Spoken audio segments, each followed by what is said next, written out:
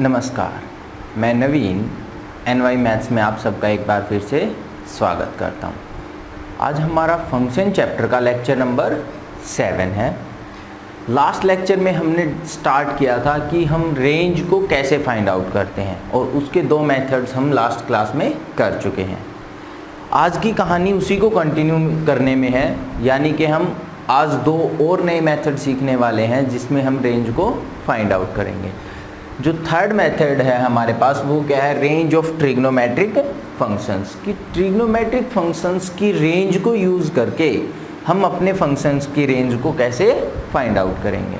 ठीक है, अब इसको समझने के लिए हम डायरेक्ट एक एग्जाम्पल पे चलते हैं, क्योंकि इसकी क्लियरिटी एग्जाम्पल से ही होगी। ठीक है, जिसमें हमारे पास क्या होगा कि ट्रिग्नोमेट्रिक फंक्शंस गिवन होंगे, उन ट्रिग्नोमेट्रिक फंक्शंस की रेंज को यूज़ करके ही हम अपने फंक्शन की रेंज को फाइंड आउट कर पाएंगे। ओके,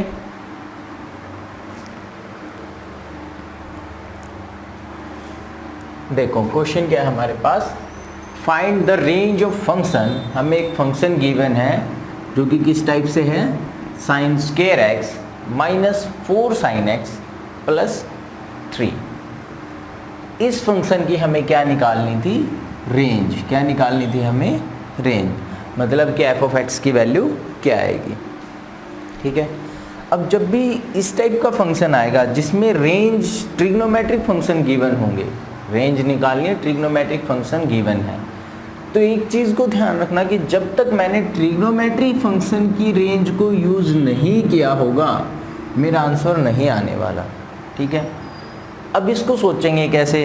देखो, एक तो कल हमने सेकंड मेथड किया था जो क्या था कि अगर फंक्शन क्या हो, क्वाड्रेटिक हो। अगर फंक्शन क्या हो, क्वाड्रेटिक हो, तो ये भी तो क्वाड्रेटिक है भाई। x की जगह अब की बार कौन है, sin स्क्वायर x है, तो क्या है ये क्वाड्रेटिक।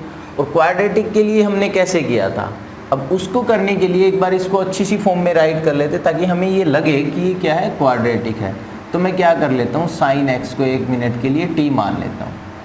ठीक है, अगर मैं sin x को t मान लूँ तो मैं इसको क्या राइट कर सकता हूँ, y इज इक्वल टू, क्योंकि f ऑफ x को हम क्या बोल सकते हैं, y is equal to t square minus 4t plus 3। Minus 4t plus 3 कर सकते हैं ऐसे। क्लियर हुआ ना। अब देखो, अब जब हमारे पास इस टाइप की, अब ये जो क्वेश्चन है ये तो हमने कल सोल्व किया था ना, क्वाड्रेटिक हो गया। क्वाड्रेटिक के लिए हमने क्या किया था कि इसकी रेंज कैसे फाइंड आउट करते हैं, a चेक किया हमने। अगर a क्या है मेरा, ग्रेटर देन 0 है, तो मेरी रेंज क्या थी, minus d square by 4a to infinity. इसको यूज़ कर लेते हैं और इसकी रेंज निकाल लेते हैं। इजी है ना।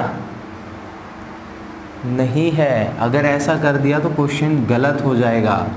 ध्यान रखना, मैं इस फॉर्मूले से इस टर्म की तो रेंज निकाल सकता हूँ, इस फॉर्मूले से मैं इसकी रेंज तो ज़रूर निकाल सकता हूँ, बट एक्चुअल में मेरा क्या है, sin x है। एक्चुअल में क्या है, sin x।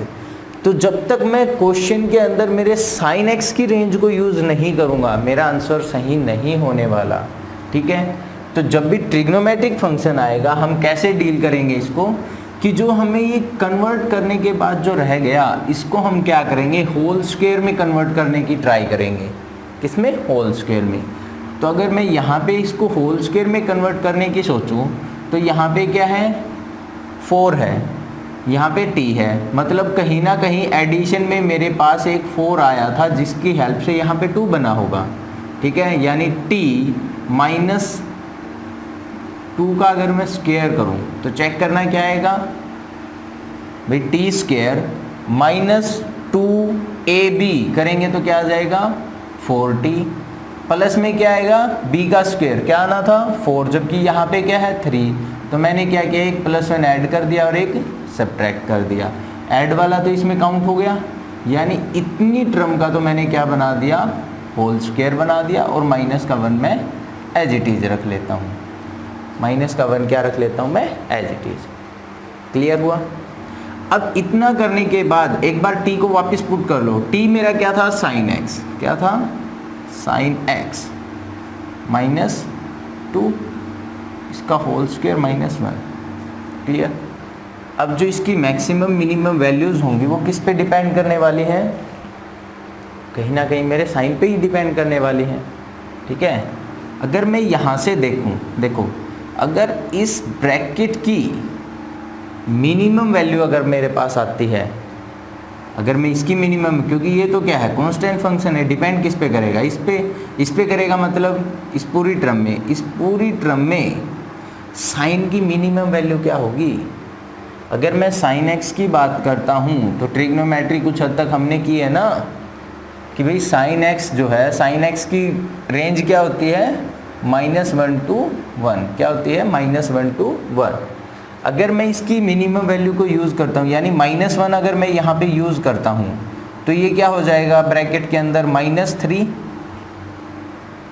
जब मैंने साइन की मिनिमम वैल्यू को यूज़ किया, यानी कि -1 रखा, तो -1 -2 बन के क्या हो गया? -3, और उसका स्क्वायर -1।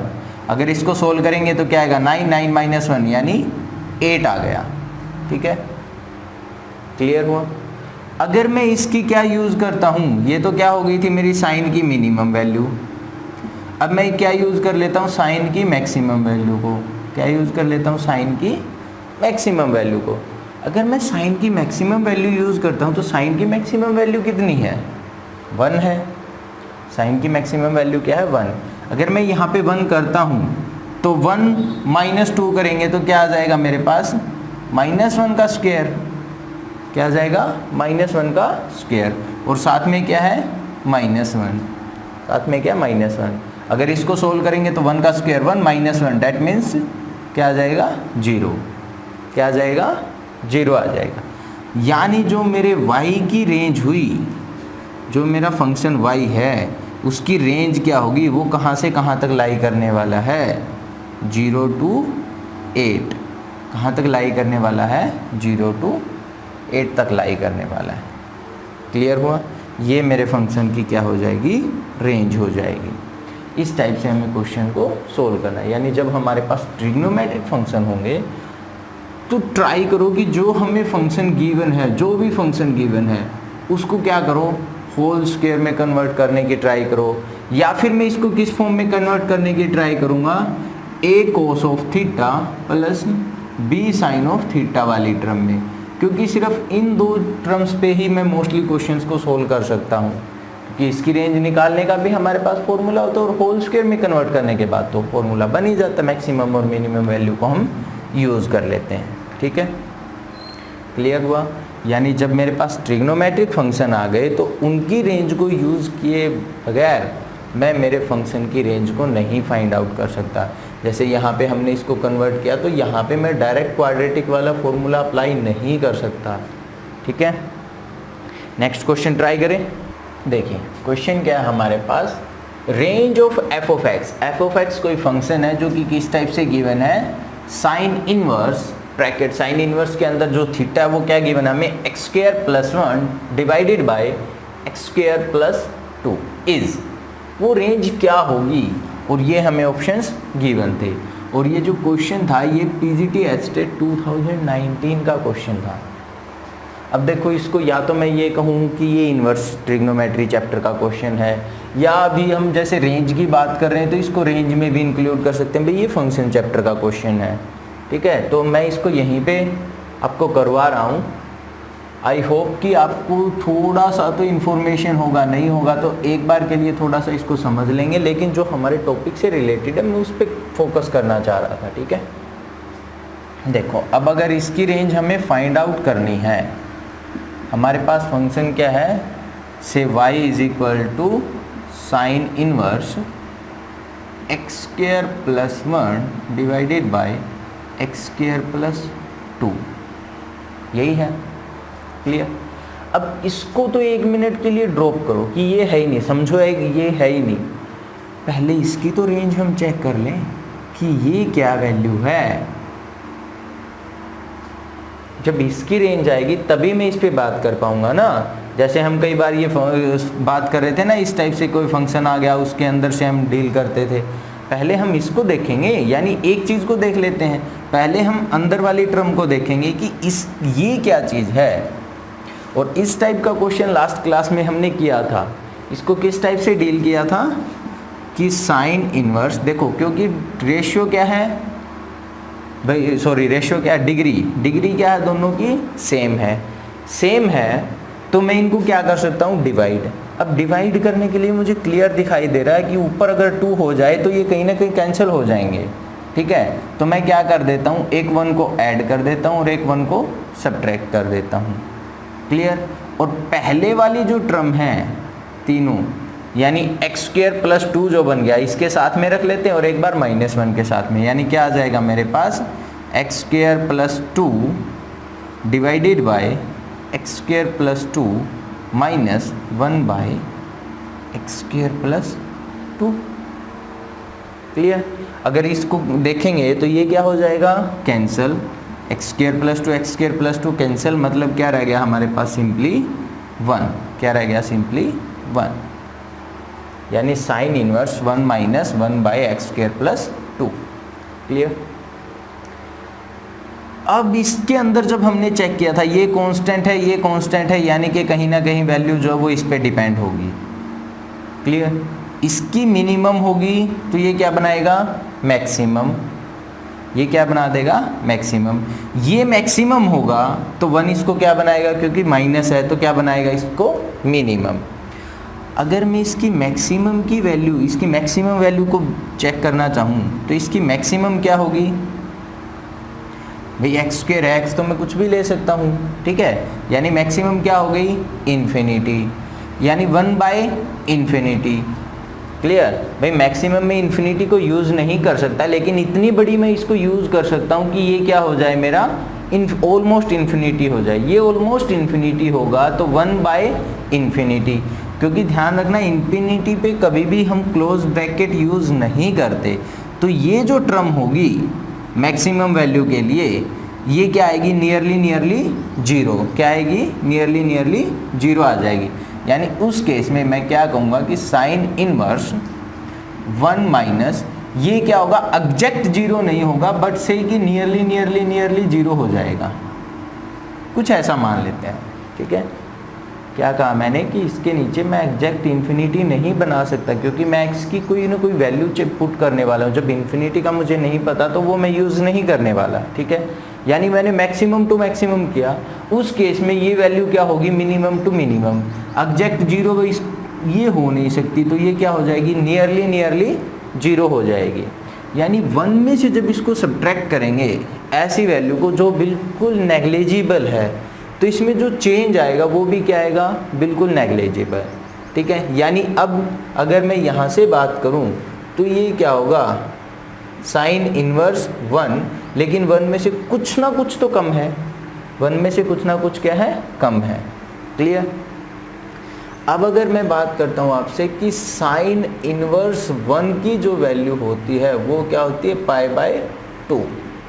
अगर किसी को इन्वर्स ट्रिग्नोमेट्री नहीं ध्यान है तो 1 मिनट के लिए समझ लीजिए, क्योंकि साइन थीटा = 1 होता है।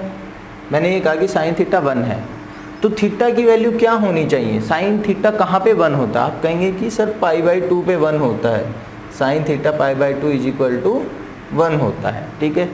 तो जैसे ही मैं इसको उधर लेके जाऊंगा ये क्या बन जाएगा, इन्वर्स बन जाएगा, क्या बन जाएगा, इन्वर्स, यानी पाई = साइन इनवर्स 1, ठीक है।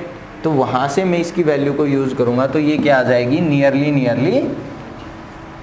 π/2 आ जाएगी, क्या आ जाएगी, नियरली π/2, नॉट एग्जैक्ट π/2। ध्यान रखना कि ये एग्जैक्ट नहीं है, नॉट एग्जैक्ट, ठीक है, क्लियर। यानी मैक्सिमम वैल्यू ऑलमोस्ट π/2 तक पहुंच जाएगी, बट एग्जैक्ट π/2 नहीं हो पाएगी, ठीक है। अब इस डिनोमिनेटर की जो वैल्यू है उसको क्या ले लेते हैं, मिनिमम, क्या लेते हैं, मिनिमम। मिनिमम कब होगा, जब मैं x की वैल्यू को क्या पुट कर दूं, 0। अगर x 0 हो गया तो ये क्या हो गया, 1/2, 1 - 1/2 यानी क्या रह गया, 1/2, क्या रह जाएगा मेरे पास, 1/2। सेकेंड केस हो गया ये। साइन इनवर्स 1/2, अगर मैं आपसे पूछता हूं कि साइन थीटा की वैल्यू 1/2 कहाँ पे होती है, आप क्या कहेंगे, सर π/6 पे होती है, यानी साइन 30 की वैल्यू क्या होती है 1/2। भाई साइन π/6 पे क्या हो जाता है 1/2 होता है। इसको मैं उधर लेके जाऊंगा तो ये भी क्या बन जाएगा π/6 is equal to sine inverse 1/2, यानी साइन इनवर्स 1/2 को मैं क्या बोल सकता हूँ π/6। और जो ये π/6 है ये क्या आया है, एग्जैक्ट आया है। क्यों? क्योंकि इसकी वैल्यू मैं 0 ले सकता हूँ, x की वैल्यू 0 हो सकती है, वो हमें पता है। तो ये एग्जैक्ट वैल्यू क्या आएगी 1/2 आएगी, तो ये क्या आ गया π/6। यानी जो मेरे फंक्शन की वैल्यू है, अब ये जो y है ये किसके अंदर बिलोंग कर रहा है, इसकी मिनिमम वैल्यू क्या है π/6 मिनिमम वैल्यू, क्योंकि जब मैंने यहाँ से मिनिमम लिया तो ये ओवरऑल क्या बन गया मैक्सिमम था, तो नेगेटिव साइन के थ्रू ये क्या बन गया मिनिमम, यानी साइन की मिनिमम वैल्यू क्या आ गई π/6, क्या आ गई π/6। और मैक्सिमम वैल्यू क्या आई है π/2, बट ध्यान रखना कि क्लोज्ड नहीं है। क्लियर? अगर ये दोनों वैल्यूज भी आ जाती हैं तब भी अगर देखें तो देखो ये तो 0 से स्टार्ट है, ऑप्शन कट गया था, ये भी 0 से स्टार्ट है, ऑप्शन कट गया था, वो बचा हुआ इसको देख लेते हैं, क्या हो जाएगा ऑप्शन नंबर 3 हमारा सही आंसर था। क्लियर? इस टाइप से हमें क्वेश्चंस को सोल्व करना है, यानी जब तक हम ट्रिग्नोमेट्री फंक्शन की रेंज नहीं यूज़ करेंगे तब तक हम अपने क्वेश्चन को सोल्व नहीं कर सकते। हाँ, उससे पहले कुछ हद तक हम उनकी हेल्प ले सकते हैं जो हमने पहले क्वेश्चंस किए हैं उनके लिए। ठीक है? वैसे यहाँ से मैं ये भी कर सकता था कि मैं इसकी, क्योंकि ये क्या था कैंसिल करने के बाद इस टाइप की फॉर्म आ गई, इसके लिए डायरेक्ट तो हम नहीं जा पाते क्योंकि ये क्या था ऊपर नीचे था। जब भी फंक्शन ऊपर नीचे आएगा तो मुझे इसको ऐसे ही तोड़ना है। ध्यान रखना, डिग्री इक्वल है तो डिवाइड करके एक बार इससे इस टाइप से कन्वर्ट करो उसको, ताकि मेरे पास जो चेंज होने वाली टर्म है वो सिर्फ एक जगह बचे, या न्यूमरेटर में या डिनोमिनेटर में। ठीक है? क्लियर? नेक्स्ट मेथड करें। देखो नेक्स्ट हमारे पास क्या है, यूज़ ऑफ डोमेन रिस्ट्रिक्शंस, कि इस बार हमें डोमेन की रिस्ट्रिक्शंस को यूज़ करके किसको फाइंड आउट करना है, रेंज को। अब इस टॉपिक को भी समझने के लिए एक एग्जांपल ही लेते हैं। इसने कहा कि फाइंड द रेंज, हमारे पास क्या एग्जांपल है, फाइंड द रेंज, हमें रेंज फाइंड आउट करनी है, जबकि एफ ऑफ एक्स हमें किस टाइप से गिवन है 7 - x p x - 3।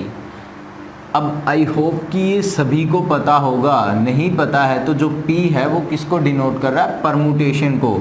और परमुटेशन की हम कंप्लीट लेक्चर की वीडियो यूट्यूब पे डाल चुके हैं भाई, अगर किसी को डाउट है तो वो वहाँ से देख सकता है परमुटेशन को, वरना अभी को क्वेश्चन को समझने के लिए मैं आपको इसको बता देता हूँ। ठीक है? p किसको डिनोट कर रहा है, परमुटेशन को। अब देखो जो ये परमुटेशन है ये क्या होती है, अगर हम इसको नॉर्मली राइट करें तो ये किसके इक्वल होता है, NP/R। ठीक है? NP/R। अब इसके अंदर कंडीशन क्या होती है कि जो n है वो ग्रेटर देन इक्वल टू 0 होता है। ठीक है? ग्रेटर देन इक्वल टू भी नहीं होता, ग्रेटर देन 0 ही होता, क्योंकि इक्वल के लिए तो कोई बनेगा ही नहीं। ठीक है? ग्रेटर देन 0 होगा। n जो है वो किससे बिलोंग करेगा, इंटीजर से बिलोंग करेगा। n क्या होना चाहिए, मस्ट बी एक इंटीजर होना चाहिए। r भी एक इंटीजर होना चाहिए, r भी क्या होना चाहिए, इंटीजर होना चाहिए। और जो ये n है ये must be greater than equal to r होना चाहिए। ये हमारे NP/R की कंडीशंस हैं। अगर NP/R है तो इसमें n क्या है, r क्या है, n क्या होगा, ग्रेटर देन 0 होगा, n और r दोनों क्या होंगे, इंटीजर होंगे, और जो n है वो क्या होता है, ग्रेटर देन और इक्वल टू होता है r के। ठीक है? अब हमें इन्हीं कंडीशंस को यूज़ करके यहाँ पे किसकी वैल्यू फाइंड आउट करनी है, हमें इसकी रेंज फाइंड आउट करनी। क्या फाइंड आउट करनी, इसकी रेंज। रेंज हम तब फाइंड आउट कर पाएंगे, पहले हम इसकी क्या फाइंड आउट करें कि x, इसमें x क्या क्या हो सकता है। ठीक है? अगर मैं यहाँ पे देखो इसने क्या कहा कि n जो है वो क्या होना चाहिए, ग्रेटर देन 0 होना चाहिए। अगर ये ग्रेटर देन 0 होना चाहिए, इसका मतलब जो ये 7 - x है ये क्या होना चाहिए, मस्ट बी ग्रेटर देन 0।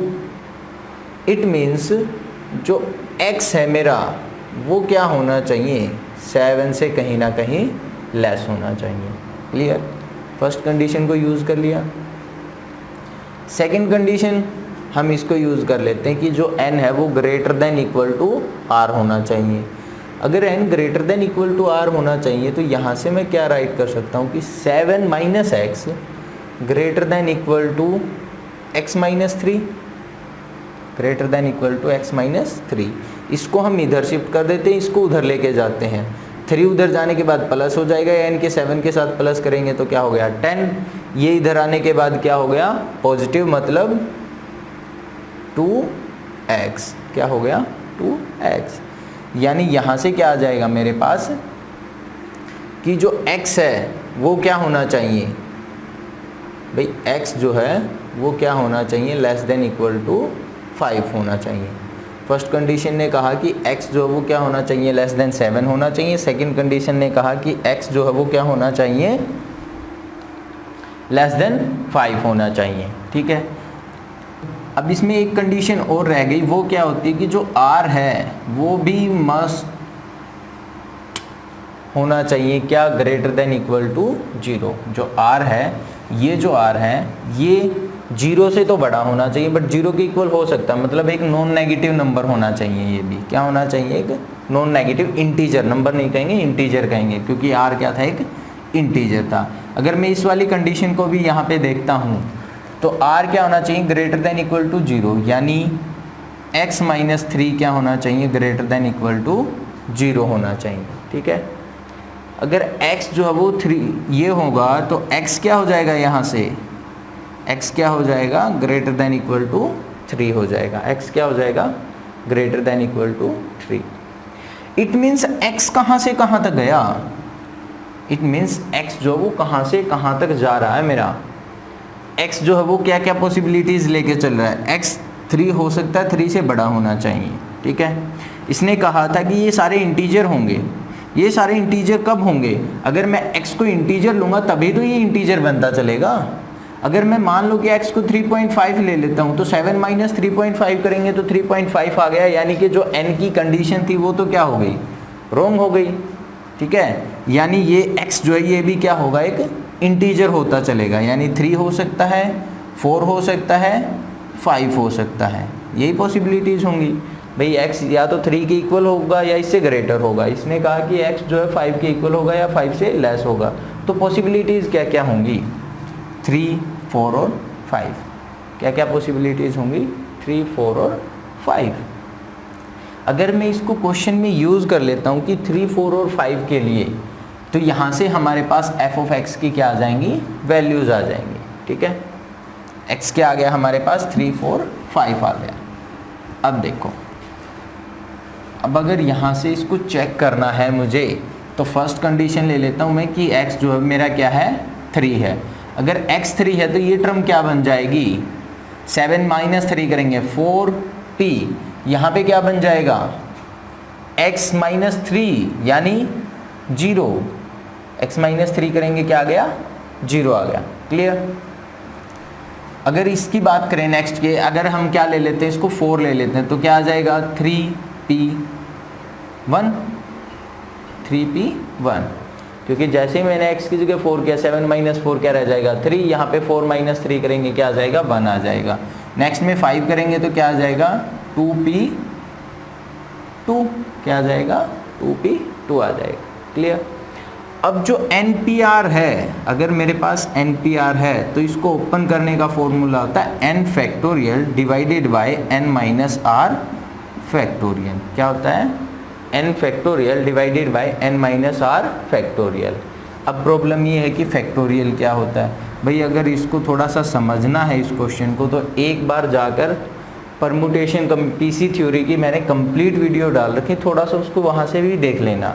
अगर मैं मान लो कि फैक्टोरियल की बात करता हूँ, सपोज कि मेरे पास 5 फैक्टोरियल है तो इसका मतलब क्या होता है कि मैं 5, 4, 3, 2 इंटू 1 इसको ऐसे राइट कर सकता हूँ। यानी 5 फैक्टोरियल का मतलब क्या है कि ये क्या, अगर 5 है तो ये 5 नंबर्स की मल्टीप्लिकेशन होगी 1 to 5 की।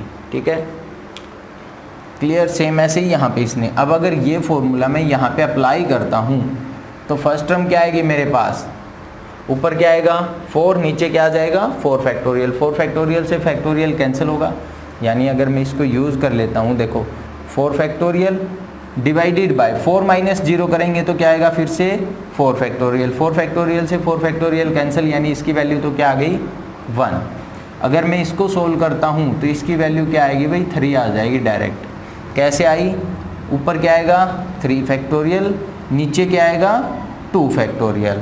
ठीक है, 3 फैक्टोरियल को मैं क्या राइट कर सकता हूँ 3 इंटू 2 फैक्टोरियल, इससे ही कैंसिल हो जाएगा, यानी वैल्यू क्या रहेगी मेरे पास 3।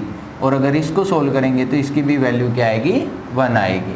ठीक है, क्योंकि NP0 अगर याद रखना हो तो NP0 1 होता है, NB क्या होता है 1 के इक्वल होता है। ठीक है, यानी जो मेरी रेंज है वो क्या आई 1 to 3, क्योंकि ये भी 1 था ये भी 1 था, यहाँ पे क्या आ गया 3। जो रेंज होगी, जो रेंज है वो मेरी क्या आ गई 1 से 3 आ गई।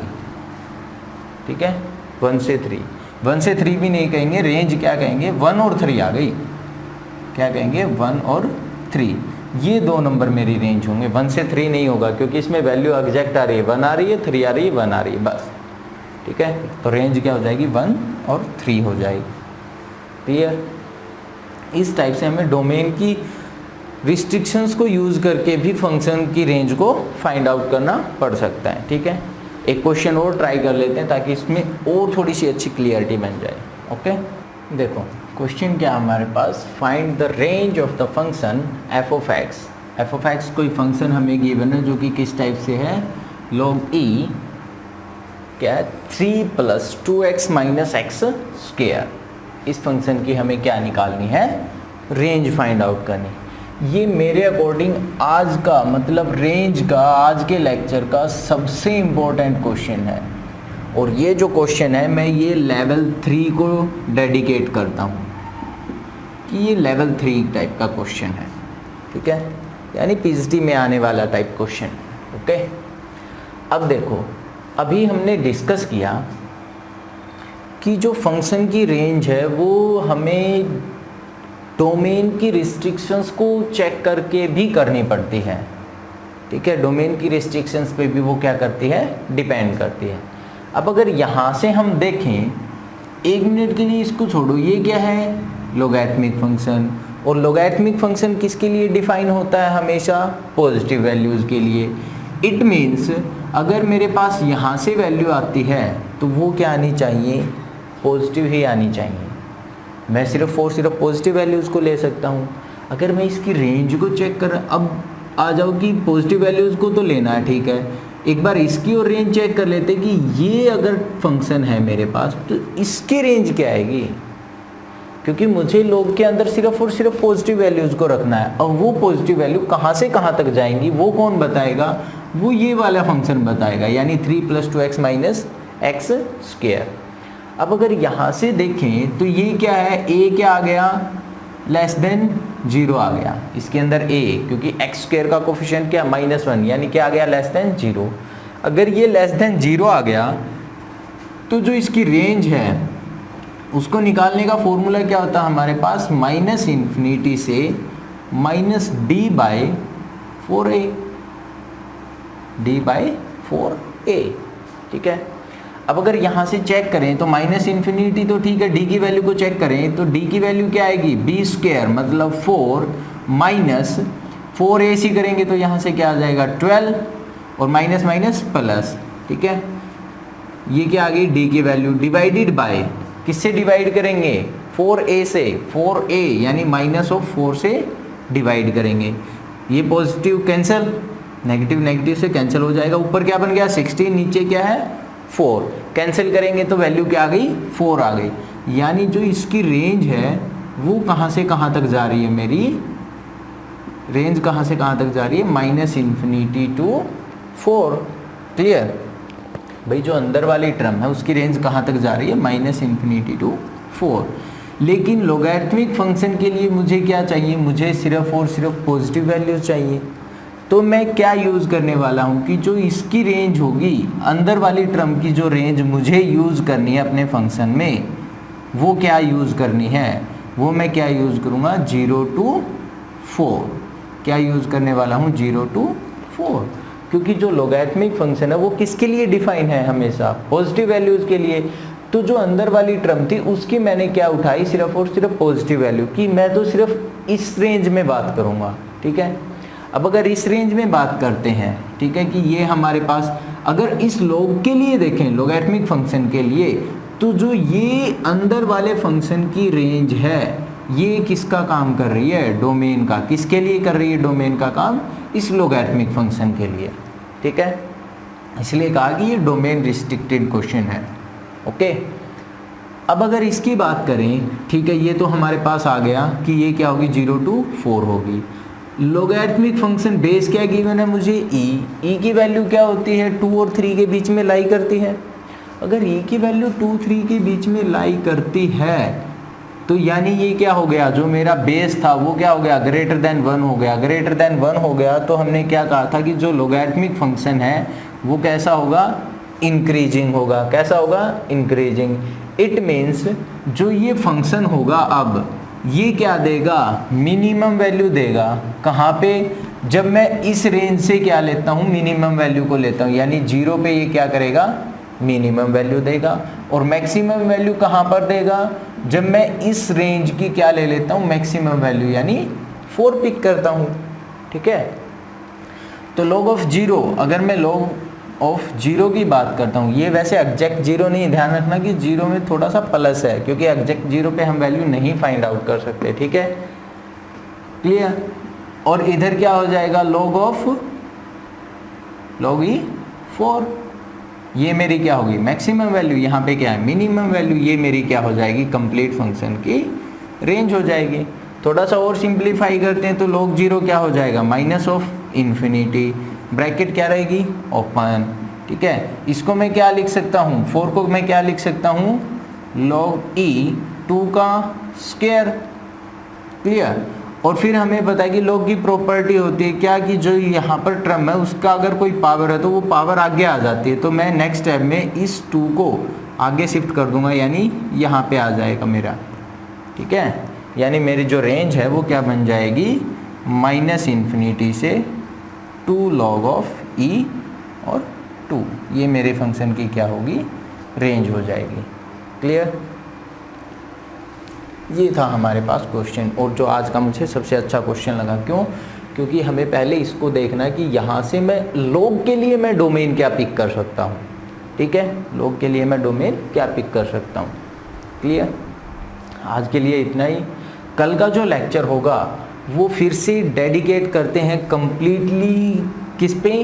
रेंज की प्रॉब्लम्स पे, जो या तो अच्छे वाले क्वेश्चंस हैं या जो पहले प्रीवियस ईयर पेपर्स में आ चुके हैं उनको, ठीक है। यानी कल के क्वेश्चन में हम सिर्फ और सिर्फ प्रॉब्लम्स को डिस्कस करेंगे जिसमें हम रेंज को फाइंड आउट करेंगे, क्लियर। आज के लिए इतना ही। अगर वीडियो अच्छी लग रही हो तो लाइक शेयर करना मत भूलना, और हाँ, कमेंट भी कर दिया करो ताकि मुझे भी साथ में मोटिवेशन मिलता रहे कि हाँ, जो मैं करवा रहा हूँ वो किसी ना किसी पर्सन को तो समझ आ रहा है, ठीक है। ओके, आज के लिए इतना ही, मिलते हैं कल।